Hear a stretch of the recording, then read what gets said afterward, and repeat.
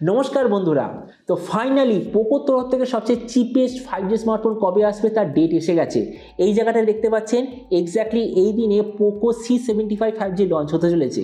তো এই জন্য এই ভিডিওতে আমরা লঞ্চের আগে একবার দেখে নেব যে ফোনটার মধ্যে কী ডিজাইন হবে, কী স্পেসিফিকেশন হবে, আর যে দামে লঞ্চ হবে তো সেই দামে সবচেয়ে বেস্ট অলরাউন্ড ডিভাইস হবে কি হবে না, এই ভিডিওতে আমরা এটা সম্বন্ধে আলোচনা করব। তো চলুন শুরু করা যায়। ভিডিওটা কোনো সময় নষ্ট না করে আপনি যদি গ্যাজেট ওয়ার্ল্ড বাংলা চ্যানেলে প্রথমবার আসেন আর এরকম বাংলা টেক ভিডিও ডেলি দেখতে চান, তাহলে গ্যাজেট ওয়ার্ল্ড বাংলা চ্যানেলটা সাবস্ক্রাইব অবশ্যই করে নেবেন।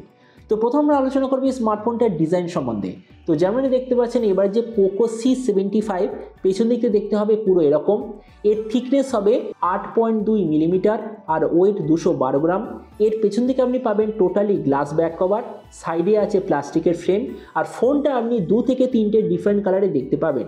ডিসপ্লের দিক থেকে এতে আছে 6.88 inch HD+ 120 hertz IPS LCD display, তার সঙ্গে 240 হার্জের টাচ সার্নিং রেট, 600 নিটসের brightness, 20:9 aspect ratio, 93% screen to body ratio. আর ডিসপ্লের যে প্রোটেকশন সেটা হলো গরিলা গ্লাস 3 এর ডিসপ্লে প্রোটেকশন।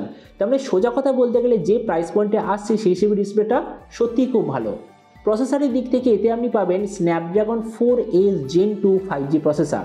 ক্যামেরাতে আছে 50 আর 0.8 ডুয়াল রিয়ার ক্যামেরা, সঙ্গে 5 মেগাপিক্সেলের সেলফি। এই যে স্মার্টফোনটা আপনি বিভিন্ন ধরনের র্যাম আর স্টোরেজ ভেরিয়েন্টে দেখতে পাবেন, কিন্তু স্টার্ট হবে 464 GB থেকে। এর র্যামের কোয়ালিটিটা LPDDR4X, মেমোরিতে আছে UFS 2.2 যেটার সঙ্গে ডেডিকেটেড SD কার্ড স্লট। ব্যাটারিতে আছে 5160 mAh ব্যাটারি, সঙ্গে 18 ওয়াটের চার্জার, আর কানেক্টিভিটি হলো USB Type-C। তো এবারই স্মার্টফোনের বাকি কিছু ফিচার বলতে গেলে এতে আপনি পাবেন Android 14 out of the box, 3.5 jack, single speaker, side mounted fingerprint sensor, আর IP54 এর ওয়াটার অ্যান্ড ডাস্ট প্রোটেকশন। আর এর ওএস আপডেট সাইকেলের দিক থেকে বলতে গেলে এতে আপনি পাবেন 2 বছরের মেজর ওএস আপডেট আর 3 বছরের সিকিউরিটি আপডেট। তো এবার সবচেয়ে মেজর ফোনটা কি দামে লঞ্চ হবে দেখুন। এই ফোনটা যে রিসেন্টলি লঞ্চ হয়েছে Redmi A4 5G, পুরোপুরি ওটার রিব্র্যান্ডেড ভার্সন হবে। এবার ওই ফোনটা কত অ্যাভেলেবেল? 8,500-এ। তার মানে অবভিয়াসলি এই স্মার্টফোনটা লঞ্চ হবে 8 থেকে 8,500-এর মধ্যে।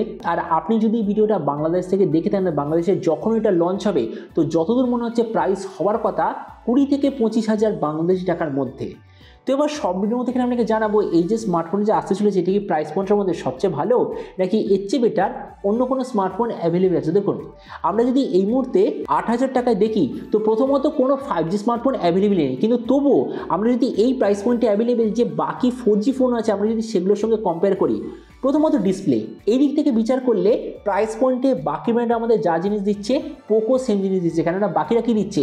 HD+ 90 অথবা 120 হার্জের রিফ্রেশ রেটওয়ালা ডিসপ্লে, এরাও এক্স্যাক্টলি সেম জিনিস দিচ্ছে। প্রসেসর প্রাইস পয়েন্টে একটা ব্র্যান্ড আপনাকে 5G দেবে না, কিন্তু পোকোর এই ফোনটা আমরা পাচ্ছি একটা 5G প্রসেসর। তো এই জন্য এই দিক থেকে দ্য বেস্ট। ক্যামেরা কম্পিটিশন কি দিচ্ছে? 50-এর রিয়ার 5 সেলফি। পোকো কি দিচ্ছে? সেই একই 50-এর রিয়ার 5-এর সেলফি। তো এই জন্য এই দিক থেকেও কম্পিটিশনের ইকুয়াল। ভেরিয়েন্ট বাকি ব্র্যান্ড কি দিচ্ছে? 464GB বা 128GB, এরাও আমাদের এক্স্যাক্টলি সেম জিনিস দিচ্ছে। তো এই জন্য এই দিক থেকেও কোনো ডিফারেন্স নেই। ব্যাটারি আর চার্জার বাকিরা কি দিচ্ছে? 5000 mAh ব্যাটারি, 18 ওয়াটের চার্জার, এরাও সেম জিনিস দিচ্ছে। তাছাড়া স্পিকার সবাই দিচ্ছে একটা স্পিকার, এরাও দিচ্ছে একটা স্পিকার।